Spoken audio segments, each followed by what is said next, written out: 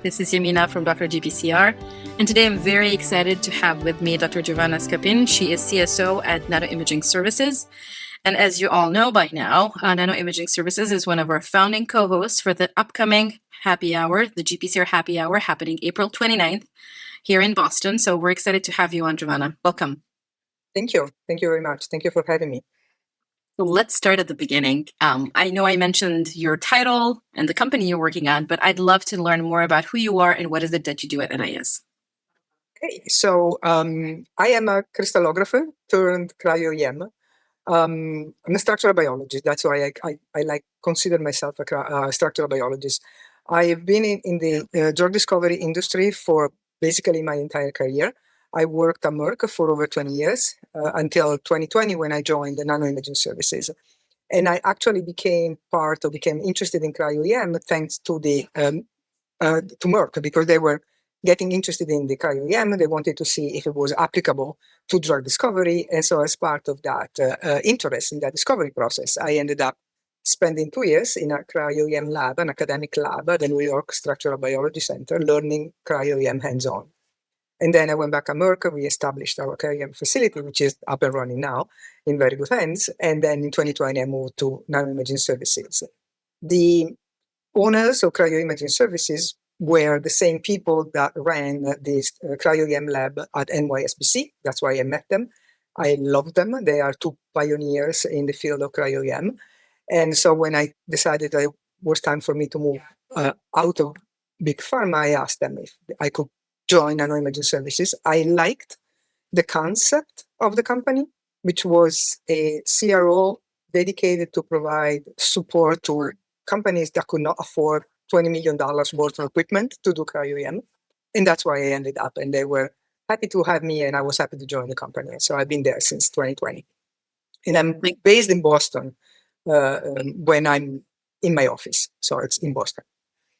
That's wonderful. Yeah, I was going to say the switch between New York to Boston. It's only 4 hours, but still it's a different city. It is. In fact, I live in New York. I just commute to Boston once in a while. Oh, wow.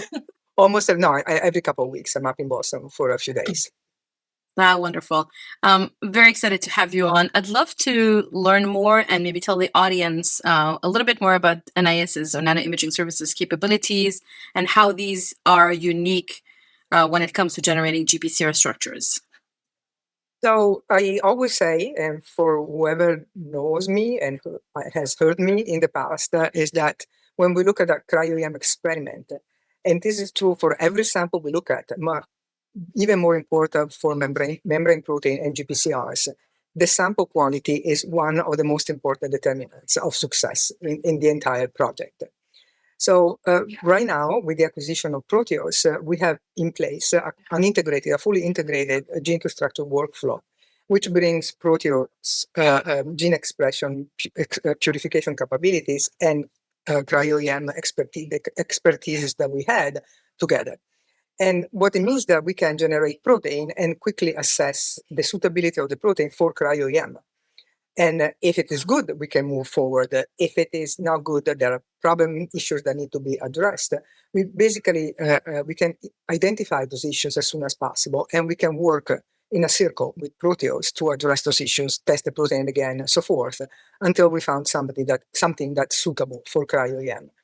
And this basically ensures that we can move to full structural determination when only the sample is suitable, avoiding loss of time, loss of resources, loss of money, and a lot of disappointment. I like how you mentioned the disappointment. Actually, you answered my second question, which was more about how has combining Proteos's, protein production and protein generation platform with NIS's cryo-EM capabilities changed what you offer to drug discovery teams. But you mentioned, time, making sure you have the right protein. Is there anything else that once this partnership came to be, helped you as a company help more customers? I think it's the being able to offer the full gene to structure. So now clients can come to our shop and have everything done from protein production all the way to final structure, without having to interact or involve different people, different partners, having problem with shipping left and right. So I think that's one of the biggest accomplishment of getting them on board with us. And to your point, when you're working with companies, with CROs, the more integrated they are, the better the communication internally is as well. And it helps a lot of clients streamline all of these processes. And you don't have to make introductions and put CDAs in place. You just tell them, hey, exactly. This is the next person you're going to be working with. Right, exactly. And we use our combined experience to also accelerate the process, right? Because as a cryo-EM spectroscopist can say, okay, I see that the protein has this problem. Then we talk to our protein science group, and we decide together what can we do to improve the protein, and back and forth, instead of having to go to a third party or a fourth party or whatever it is. It's really a much streamlined and faster process. What kind of companies reach out usually to NIS, and at what stage they are in their program when scientists come to you usually? So we have a little bit of everything from the two men and a computer kind of startup to big pharma. And of course, they come when they think they need cryo-EM. And this is actually a very good question, because what I really think is that they always come too late. And because, especially now that we have the protein production in place, we know that it takes time to build a whole system to structurally enable a project, right? It takes a long time to make the protein, especially with GPCRs. It makes a long time to identify suitable cryo-EM conditions, both from grid preparation to data collection, data processing. And if a client comes to us when the discovery process is already well along, they may be in lead optimization stage. And if they're moving really fast once they are at that point, right? The time, and they ask us, we need a structure. How long is it going to take you to give us structure? The time that we give them usually is way too long for the timelines. And they all end up being very disappointed, right? They walk away, say, no, too long. And they walk away. So we are very disappointed for that point of view. But that it's intrinsic in the process. So I think that the best time for our client to engage will be when they start the project, right? So they decide that they're going to do a structural based or a structure guided drug discovery process, or that they would like to have structures in their discovery process. Then they come to us at the beginning when they are in lead identification stage. And so by the time they found their candidates, we build the platform, we build the protein production, we build the cryo-EM system. And so when they're ready, we can provide full support, complete support. And so we can really provide guidance and indication of what they should be doing next, rather than just telling them, oh yeah, this is your candidate, it binds like that, but you knew that already, you just need confirmation. It's really a question of timing.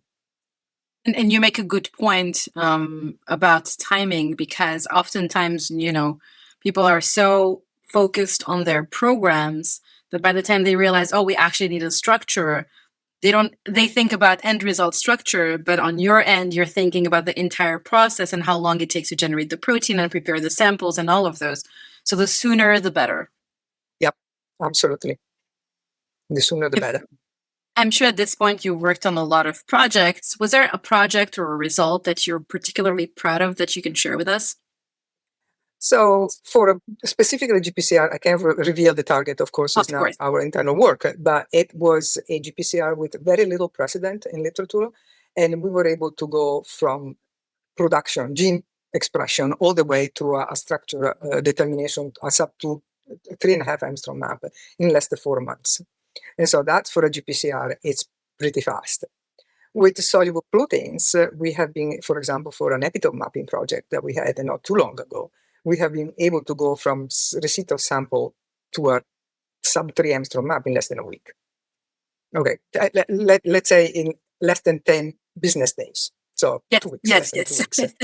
But that's also very impressive, right? And that's because we have a lot of, like we have the microscopes co-localized, so we can move from the screen microscope to the data collection microscope very quickly without having to ship the grids or making new grids or anything like that. So those are the two things that come to mind at the moment. That's fantastic. Let's talk a little bit about how did you first come across Dr. GPCR and what made you and NIS want to get involved in our events. And we're very grateful for the support last year at the Happy Hour, which we organized during Discovery on Target, and we're very excited to have you on again. Thank you. I'm very happy. I was happy to attend, and I will happy to attend again. So, so that's when I got involved with Dr. GPCRs, and that was the Happy Hour that you organized. And so, what I think is that people get together at conferences, but when you're in a conference room, okay, you don't really end up chatting too much to the person next to you. And getting the people together in a setting that is not a conference room, but is a bar with drinks and food, it's a really good way to help them to chat with people they might not know, to network very much. And I think that every effort to that direction should be really applauded and supported. I also think that is a question of sharing our common knowledge to a certain extent, right? What I do and what you do. And that comes much better when you're just chatting, informal chatting with somebody rather than sitting, in front of a screen or something like that. So. And I agree with you. I think having food and drinks and a relaxed setting allows you to really open up and have those conversations. You won't sign deals of these things, but you will get people's emails and phone numbers. And then in the long term, this is how you build that connection within the field. And that's one of our goals here at Dr. GPCR. That's exactly why we are very interested in it and why I like the idea. We're very excited to have you on there. I'm assuming you'll be in Boston for the happy hour. At least I hope so. If so, what are you looking forward to the most about being in the room with the GPCR community? So one thing that I'm always looking forward is to hear new challenges that might come up. We are working on more and more and different GPCRs every day. The community is really expanding. And so things that we know a month ago might be not totally true anymore, or challenges that we didn't know we have might be coming up right now. And so I really love hearing people, what's the problem, and have a discussion with them about what can structural biology do in order to help solve your problems. Or we cannot do anything, but then maybe just chatting, we can come up with other ideas. And I also like the happy hour because it gives me a chance to meet people that I haven't seen in 6 months, 8 months. And then I end up talking to them and chatting and, keeping up with my network of people. And those are the two main reasons that will push me. Thank you. That's actually, to your point, it's really also about scientific exchange, and to some extent, obviously, because there's proprietary things that you cannot share unless you have CDA. But being able to talk to scientists and hearing their difficulties can be invigorating, and it also allows you to think about, okay, how can we help them? And how can we work with them and collaborate with them? And if you're not informed about what's going on in your own background, backyard, then you may not get all that rich information, which, to your point, you may not get when you're at the podium at a conference. Sitting in the audience. So it's really, for us, we want to get better at what we do, right? And for us as a CRO, getting better at what we do means learning what the clients need and try to address their needs. But if we don't know their needs, it's hard to change our workflows or change our, grid preparation systems or try new things that may help. So getting these really honest conversations, I think it helps us to help them. And I think it's a win-win situation for everybody. Exactly. And having some drinks and some food along with it helps definitely everybody relax after the day at the conference. Giovanna, one last question. If you can share with us what's next for NIH, anything exciting on the horizon, obviously, if you can share it. So the one exciting thing that happened this year is the beginning of March is that we have a new CEO, and that he is the guy who was in charge of leading us to our next growth phase. And he's very enthusiastic, and he's really in putting a lot of enthusiasm into the entire team, into the entire group. So I can't go into many details, of course, but what I want to say is that the goal for Nano Imaging Services is to become a real drug discovery partner, more than just a company that gives you a structure and then takes a step back.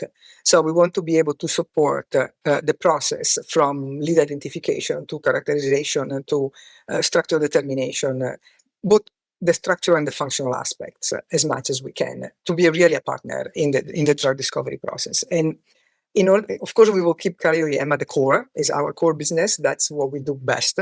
But we understand that we need to expand. And so we will expand our offerings in the next several months, including services that will complement our protein production services. And for example, SPR and BLI for binding affinities and things like that. And also we will expand into X-ray crystallography. The idea is to be a structural biology company. So structural biology takes many different aspects, right? And you use the technique that is most appropriate for your target. And so if a target, GPCR will always require cryo-EM, but there are other proteins that can be really, can utilize X-rays. And so we want to be able to offer everything that we can to the company, to the clients that come on board. I actually did meet your new CEO last week at the NESBA meeting, so New England Biology Association meeting, and we had a fantastic conversation. And when I mentioned, I said thank you, for helping us in co-hosting the happy hour, and he immediately took out his phone and looked. He's like, "I'm free, I'm coming." So I'm excited to have him on. So anyone who's watching this video, come on. You'll be meeting Giovanna on site.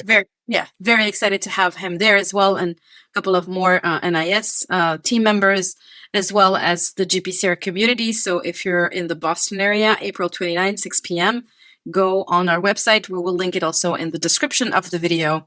And be careful because the number of tickets available is limited. So we're excited to have you on. Giovanna, thank you so much for your time. I'm excited to see you in person soon. Me too. Thank you very much for all of this. And thank you for all the work you do to bring the community together, which is really, really important. Thanks. Thank you.